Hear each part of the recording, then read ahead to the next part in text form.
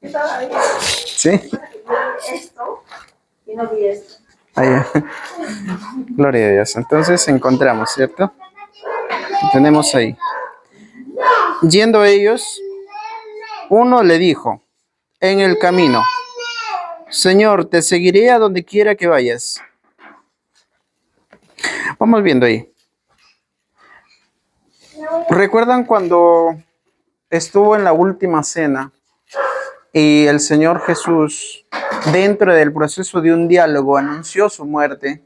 Y entonces Pedro le dice: yo te seguiré a donde tú vayas, ¿no es cierto? Acá dice, primero en la parte superior, que Jesús reprende a Jacob y a Juan. Pedro tenía nombre como Jacob o como Pedro. Se le conocía con esos dos nombres. Entonces nosotros ya podemos entender que el que le dijo que le seguiría a donde quiera que vaya era Pedro. Porque Pedro era uno de los que siempre prometía, siempre ofrecía, siempre decía: yo lo hago, yo voy, y a veces no lo hacía. Pero el ofrecimiento siempre estaba ahí. Entonces podemos comprender que era Pedro, ¿no es cierto? Ahora sigue en la lectura. ¿Qué le responde el Señor Jesús? Y les dijo Jesús: las zorras tienen guaridas y las aves de los cielos nidos, mas el Hijo del Hombre no tiene dónde recostar la cabeza. Primero que nada está presentándose tal como es y como fue en ese tiempo el Señor Jesús. Él no vino a acumular riquezas, por eso Él no tenía una casa. Él no vino a cultivar la tierra para poder sustentar sus alimentos, por eso que no tenía cosechas, no tenía campos de cultivo. Él solamente vino por los seres humanos para llevarlos a vida eterna. Por eso Él, en vez de estar preocupado por las riquezas, por los alimentos, estaba preocupado por las personas, llevando el mensaje a las personas. No le importaba si había una casa o no, simplemente le describe cómo es. Él le dice: Pedro, recuerda que yo no tengo guaridas, así como las zorras tienen sus guaridas, en otro término. Las aves tienen sus nidos, pero yo no tengo ni dónde recostar mi cabeza. Le está diciendo: ¿me seguirás? ¿Me seguirás? ¿Estás de acuerdo? ¿Aún todavía persistes? Y dice en el 59, y dijo a otro: sígueme. Él le dijo: Señor. ¿A quién le dijo eso? A Juan. Recuerde que en la parte superior dice que estaba andando con dos y reprende a ambos. ¿Por qué? A Pedro lo reprende por dando ofrecimiento. Y a Juan vamos a ver por qué lo reprende. Y le dijo otro: sígueme. Él le dijo: Señor, déjame que primero vaya y entierre a mi padre. Primero que ambos van a ser reprendidos. Uno ya fue amonestado porque piensa que le iba a llevar a una mansión, a una casa grande. ¿Quién era Pedro? Ahora, ¿qué le dice el Señor Jesús a Juan? Jesús le dijo: deja que los muertos entierren a sus muertos. Y tú ve y anuncia el reino de Dios. Ahora vemos de qué lo amonestaba. Lo amonestó porque él quería primeramente llevar la tradición, que era velar a su familiar y poder enterrarlo, porque eso era antes una tradición, se sigue dando porque eso es normal, pero Jesús lo reprende en ese sentido. Deja que los muertos entierren a sus muertos. ¿De qué muertos estaría hablando el Señor Jesús? ¿De qué muerto? ¿Tenemos alguna idea? Exactamente, amén, gloria a Dios. Son de todas las personas que no tienen todavía conocimiento del amor de Dios para con sus hijos. O de pronto los tiene, pero están un poco desorientados. Es decir, aún todavía continúan creyendo en imágenes que obviamente ya Dios, desde antes que venga el Señor Jesús, ya los había rechazado Jehová en Números y en Deuteronomios, donde dice que no se hará imagen alguna. Bueno, entonces, todos aquellos que no tienen la plena firmeza en un Dios vivo, son muertos para Dios. Son muertos para Él. Es decir, no físicamente, no en la naturaleza, pero sí en el espíritu. Por eso le dice, deja que los muertos entierren a sus muertos. Es decir, si nosotros vemos en el punto natural de la palabra muertos, ¿cómo un muerto puede levantarse a enterrar a otro muerto? Por eso es en el punto natural de la palabra. Pero si vemos en el punto espiritual de Jesús, hablaba muertos en espíritu.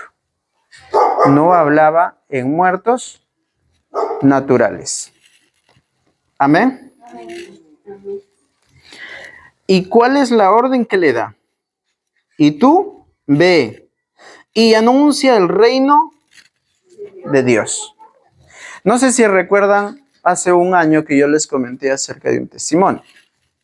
Cuando yo estaba iniciando la prédica en una iglesia ahí en Piura, y con más o menos algo de 200, porque era un congreso, 200 personas presentes, se acerca mi familiar corriendo al escenario, al estrado, y me dice, pastor, ha muerto su mejor amigo, su primo, su hermano, con quien no solamente compartí de niños cuántas cosas, sino también en el evangelio compartíamos grandes rutas que recorríamos. Nosotros recorríamos por días caminando. Ese era el evangelio en el campo. Por días íbamos recorriendo rutas, muchas veces no teníamos ni agua, recorríamos desiertos. Y donde encontrábamos agua, allí, así sea un poquito, ambos nos compartíamos. Cuando no teníamos alimento, muchas veces no todos en el campo son generosos, algunos sí, otros no. No teníamos alimento, de lo poquito que por ahí uno tenía, el otro también comía.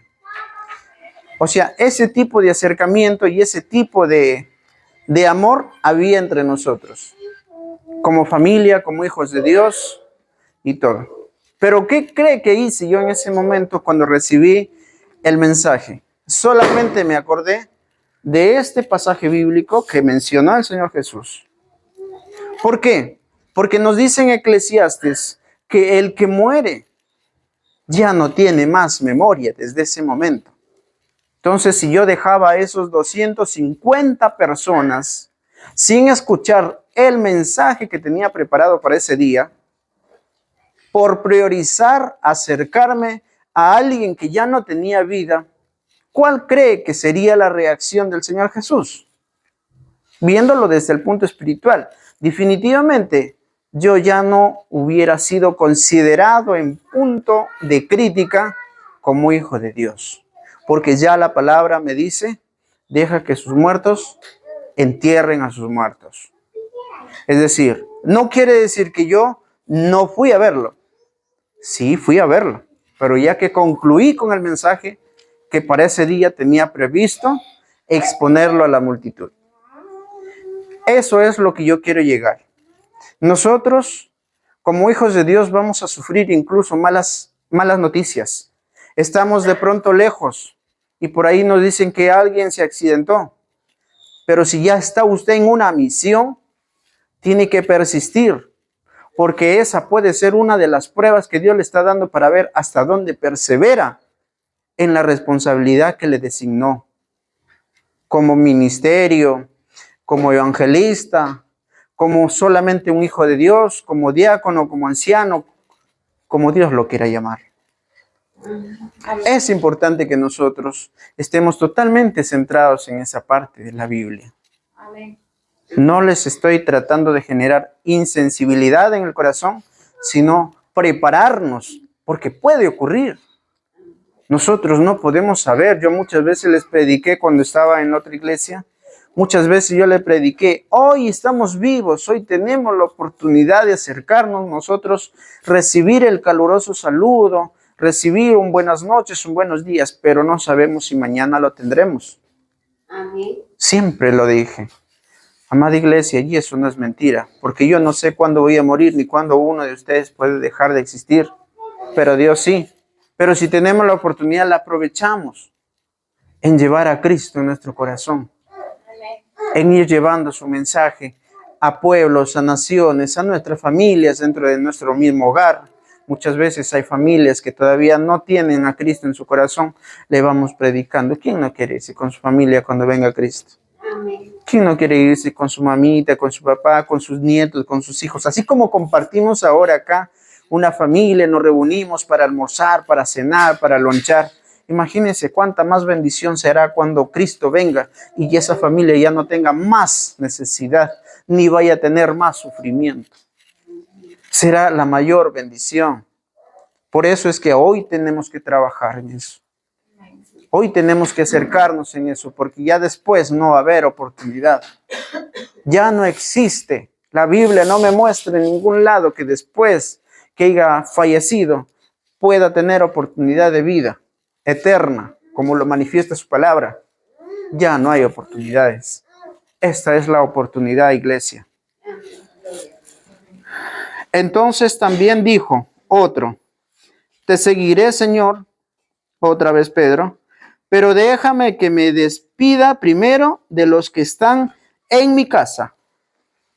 Bueno, no es de sorprenderse, porque siempre nosotros como seres naturales sentimos un amor y acercamiento por nuestra familia. ¿Quién no quisiera despedirse, cierto? De su familia cuando se va de misión, cuando se va a cumplir con el trabajo de Dios.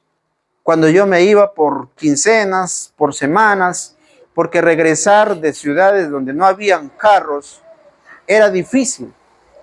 Nosotros caminábamos, bueno, yo era joven pues en ese tiempo, más joven de lo que era, 20 años. Yo empecé el ministerio de los 20 años, 25 años. Yo caminaba lo que otros caminaban, por ejemplo, 6 horas.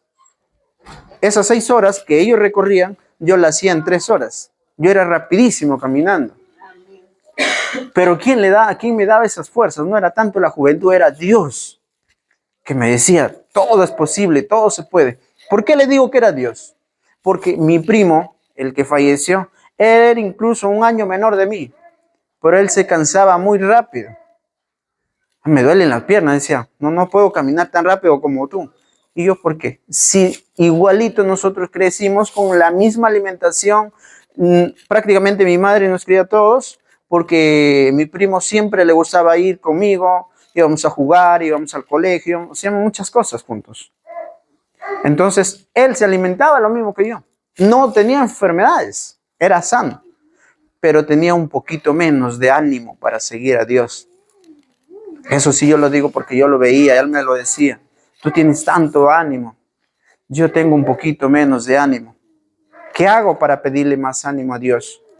Entonces, ese es el recorrido que hemos tenido antes y todavía sigue ese recorrido hasta la actualidad. Muchísimos pueblos, naciones que no tienen quien les predique y que algunos tienen quien les enseñe, pero es por ahí lo más mínimo. Yo me comunicaba hace poco con 2 pastores de los que había dejado. Unos se han retirado y otro ha regresado al camino del mundo. Lamento decirlo de esa manera. Y lamentablemente no conocen mucho de la palabra de Dios. Esas iglesias formadas, el diablo los está destruyendo por un enfriamiento, por un desánimo. Esos desánimos tienen que ser reprendidos porque esos no son de Dios. Nosotros nos afanamos por tener de pronto la vida eterna, pero también nos aferramos a que tenemos sueño o que tenemos que ir a trabajar. Sí, hay que trabajar, pero vamos a la prioridad. Por ejemplo, yo ya me programo. Yo sé que los miércoles, sí o sí, yo debo de estar predicando. A mí me proponen a veces, pero vamos a hacernos un adicional, me dicen, vamos a trabajar, te voy a pagar 200 soles porque es tiempo extra. 200 soles, pero no, yo tengo que predicar. Los sábados, no, si tú te quedas de día trabajando y de noche también te vamos a pagar 250. No, yo tengo que predicar. E incluso este sábado me tocó trabajar, pero ¿qué cree? Me escapé de ese trabajo. Vine acá a predicar en el ayuno. Terminó mi tiempo, retorné. ¿Qué estoy haciendo? Estoy priorizando. Entonces nosotros tenemos que priorizar. Y si tenemos que dejar de repente un día de trabajar porque van a haber 20 o 30 o una o dos personas que se van a arrepentir a Cristo, la dejamos por esas personas. Porque vamos a rendir cuenta cuando Cristo venga. Va, si yo te puse a las personas, te puse la tierra, es decir, la tierra fértil, pero tú no sembraste la semilla. Y por eso vas a tener que rendir cuentas. Por eso, iglesia, nosotros tenemos que prepararnos para eso. Y como vemos acá, este discípulo se preocupaba por despedirse de su familia. El estado natural no lo abandonaba todavía. Nosotros estamos viendo que seguía con su estado natural. Es por eso que incluso Pedro le dice acá mismo en este versículo 54, viendo esto sus discípulos Jacobo y Juan dijeron, Señor, ¿quieres que mandemos que descienda fuego del cielo como hizo Elías y los consuma? ¿En qué estado estaban pensando? Estaban pensando en su estado natural, porque el estado espiritual no me dice que tengo que vengarme. Recuerda que aquí estábamos hablando de las personas que querían matar al Señor Jesús, de las personas que querían agredir a estos discípulos que los seguían. Y por eso que Jacobo y Juan le dicen, ¿quieres que descendamos fuego y lo consuman? ¿Cuál era su estado? ¿Qué analizamos ahí? Su estado natural. Ese estado natural es lo que a nosotros nos puede llevar a perder esa salvación. Entonces nosotros tenemos que cada día hacer crecer al estado espiritual para que reemplace al estado natural. Tiene que haber un reemplazo. No pueden los dos al mismo tiempo permanecer, porque uno va a predominar. En el estado de la lógica general me dice que uno va a predominar. Incluso su palabra de Dios dice, no podéis servir a dos señores, porque a uno estará contento y el otro está descontento. No podemos nosotros, por ejemplo, tenemos dos programas. Hoy me tengo que ir a mi trabajo y voy a ir a la iglesia y al mismo tiempo, la misma hora, ¿qué hago? ¿Me divido? No puedo dividir. No puedo mandar la mitad del cuerpo para allá y la mitad para acá. Entonces con alguien te voy a quedar bien, o con la iglesia o con el trabajo, pero solamente uno. Lo mismo es en el estado espiritual. Nosotros no podemos participar en las preocupaciones prioritarias del mundo o del ser natural y dejar las cosas de Dios. Debemos de priorizar las cosas de Dios y tiene que ser una prioridad. Yo me puedo preparar para ser un profesional de gran prestigio, pero ojo, que no por ser un profesional me voy a ir con Cristo si es que no lo tengo en mi corazón. ¿A mí de qué me sirve que yo tenga, por ejemplo, yo tengo una carrera inconclusa y una carrera concluida con más de 50 diplomados en diversas especializaciones en idiomas y estudios que van con todo lo que se relaciona con la Biblia? Aparte de eso, diplomados en sistemas de gestión, seguridad y salud en el trabajo, y también he sido asesor en esas empresas. ¿Pero acaso eso me lleva a la vida eterna? Eso no me lleva a la vida eterna.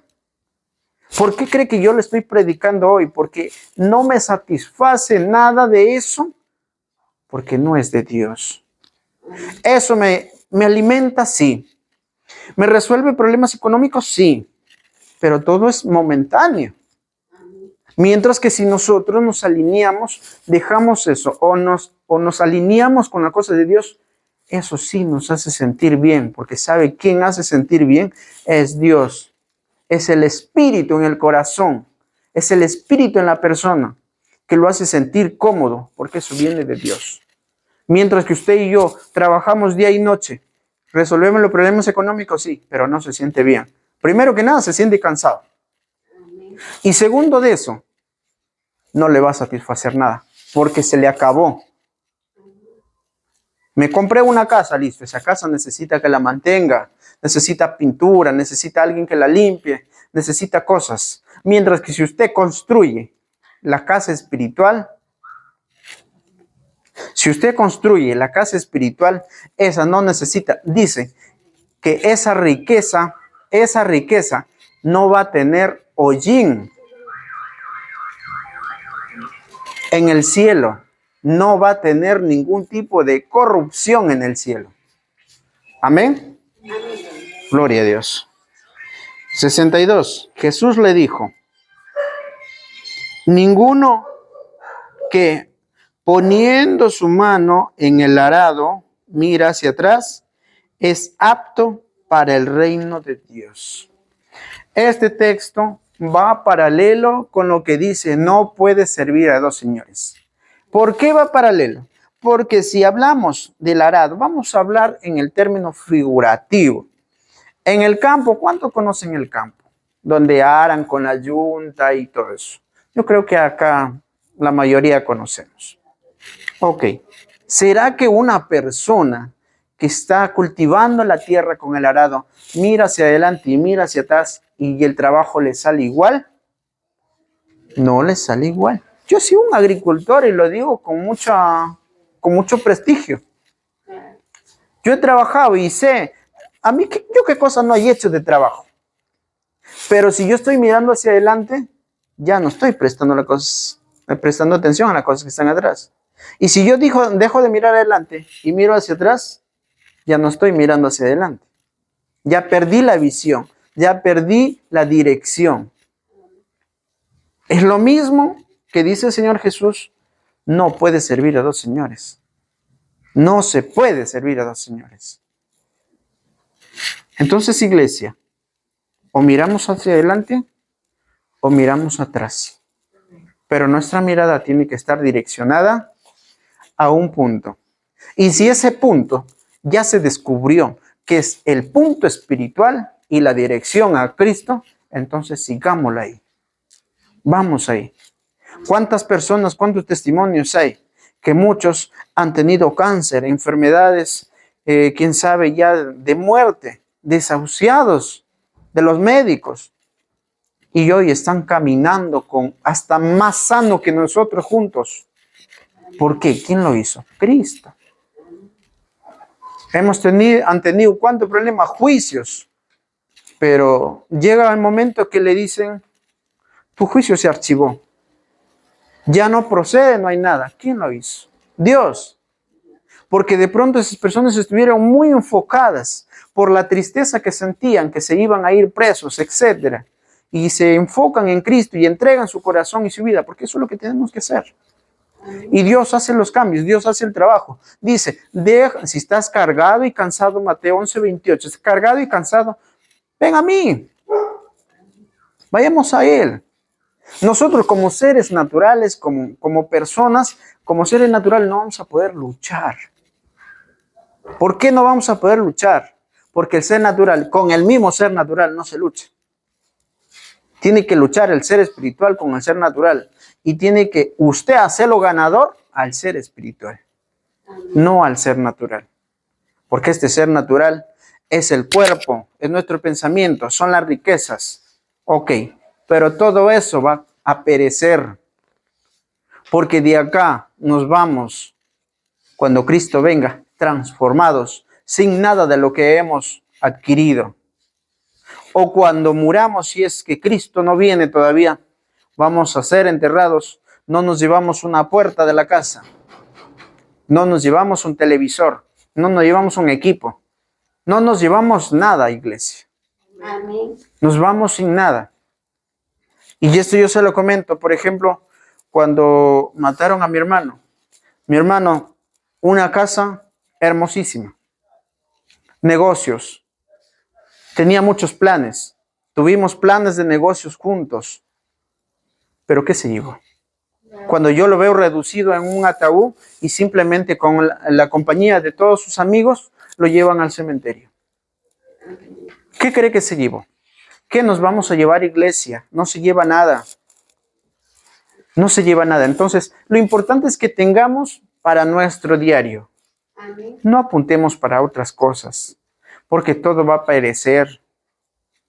Todo se va a quedar ahí y no sabemos ni siquiera cuándo. Amén. Bien, iglesia.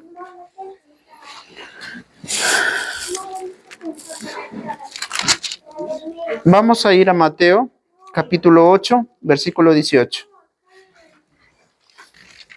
Mateo 8, 18.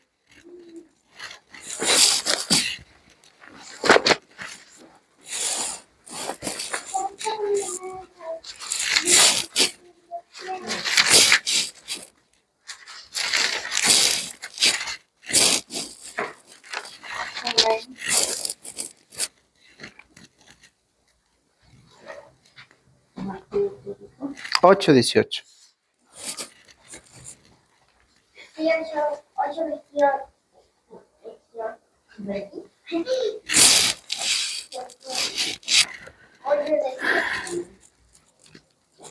Acá vamos a encontrar casi la misma interpretación o el mismo mensaje que encontramos en la parte anterior, en Lucas. Viéndose Jesús rodeado de mucha gente, mandó para pasar al otro lado. Y vino un escriba y le dijo: Maestro, te seguiré a donde quiera que vayas. Acá encontramos a un escriba más. A ver, ¿tenemos idea qué cosa era un escriba en ese tiempo? Si vemos al punto de comparación, ese tiempo, cuando el Señor Jesús, que estamos hablando en el año 0, a la actualidad, haciendo una comparación, un escriba es como un director de una institución que hoy conocemos. Vamos a decir un director de un colegio.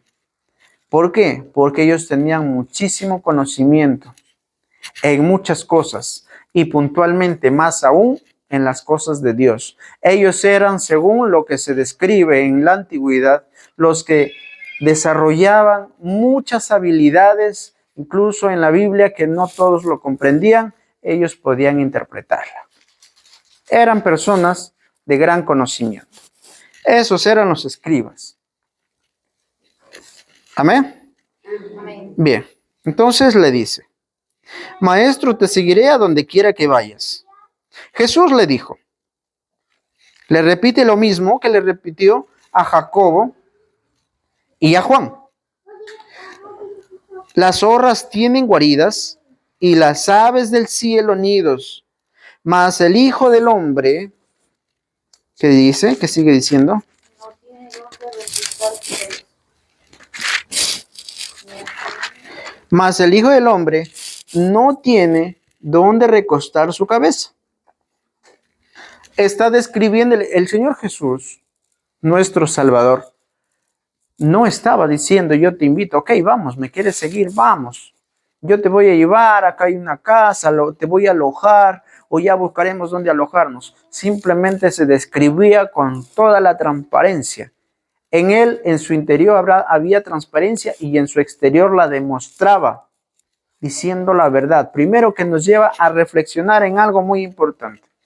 Nosotros debemos de decir la verdad como hijos de Dios, porque nosotros somos hijos de Dios.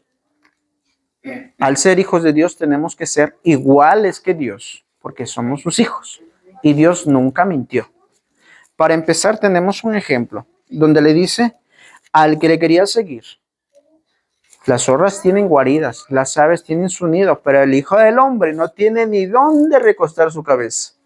Como quien diciéndole: yo no te voy a engañar, yo no te miento, lo que te digo, lo que tú ves, esa es la realidad. Si yo te digo que arriba en el cielo hay moradas, porque eso fue lo que dijo el Señor Jesús. Si no fuera así, yo ya les hubiera dicho: voy a preparar moradas y vengo a llevarlos.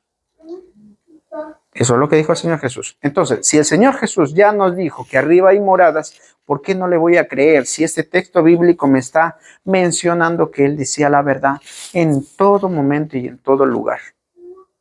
Y eso es lo que tenemos que hacer nosotros. ¿Acaso el Señor Jesús en este texto le preocupó? ¿En qué sentido? Si yo le digo la verdad que no tengo dónde ir, de repente lo pierdo, de repente ya no me sigue. ¿Usted cree que al Señor Jesús le preocupó? Entonces usted y yo también, cuando tengamos algún problema difícil, digamos la verdad, así sea para nuestro mal. Y como no quiero que sea una cosa para mi acusación, entonces no lo hago, pues, no hago las cosas malas. Me restrinjo de eso y hago las cosas buenas, porque tengo que decir la verdad, ¿no? Y yo sé que por esa verdad me pueden juzgar, entonces me restrinjo de hacer lo malo y empiezo a hacer las cosas bien. Empiezo a hacer las cosas de Dios, porque a Dios se le tiene que hacer las cosas con transparencia. Apuntamos a la gloria de Dios y apuntamos a las moradas que están arriba con transparencia, entonces. Estábamos en el versículo 18. En 8 y 18. 8:18, ¿no es cierto? Ok.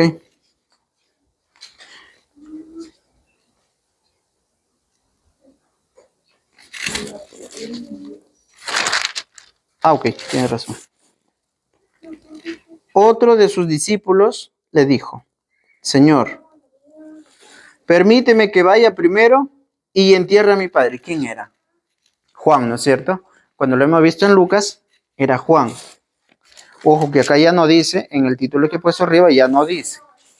Por eso es importante que nosotros descudriñemos. Porque cuando nosotros vamos hablando de la palabra de Dios, tenemos que saber de quién se hace referencia. ¿De quién habla? ¿Quién es el principal autor del mensaje y quién es el principal personaje de ese mensaje? Acá tenemos como principal personaje de este mensaje a Juan y el autor, el Señor Jesús. Amén. Jesús le dijo, sígueme, deja que los muertos entierren a sus muertos. Entonces, si ya nos comentó esto, ya nos dijo el apóstol Lucas y también nos está reafirmando el apóstol Mateo, ¿será que habría algo escondido, alguna mentira? No creo que los dos se pongan de acuerdo y mientan, ¿cierto? En este caso, Lucas y Mateo no podrían ponerse de acuerdo a mentir, porque para empezar, ellos eran hijos de Dios. Eso es lo que se manifiesta en la Sagrada Escritura. Así como nosotros, usted y yo, somos hijos de Dios y no podemos mentir, acá también no están mintiendo. Están reafirmando. Están llevando un mensaje con transparencia.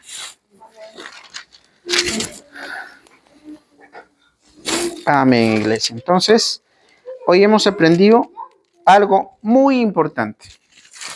Primero, que debemos de despojarnos de la vieja naturaleza. Segundo, que debemos de tomar prioridades. Tercero, que tenemos que ser transparentes. Y cuarto, tenemos que llevar una dirección. Y la dirección que hemos tomado es el camino de Cristo. Y tenemos que llegar hasta el objetivo que nos hemos previsto.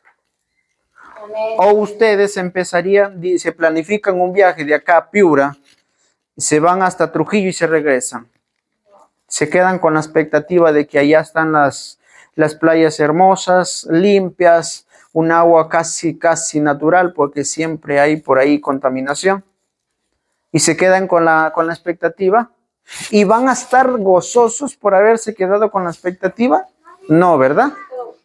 Entonces, lo mismo pasa con la cosa de Dios. No nos conformemos con la poca bendición que Dios nos da. Conformémonos con la victoria total que tendremos en Él. Amén. Amén. Gloria a Dios. Con la victoria total. Ven, iglesia, vamos a orar para finalizar.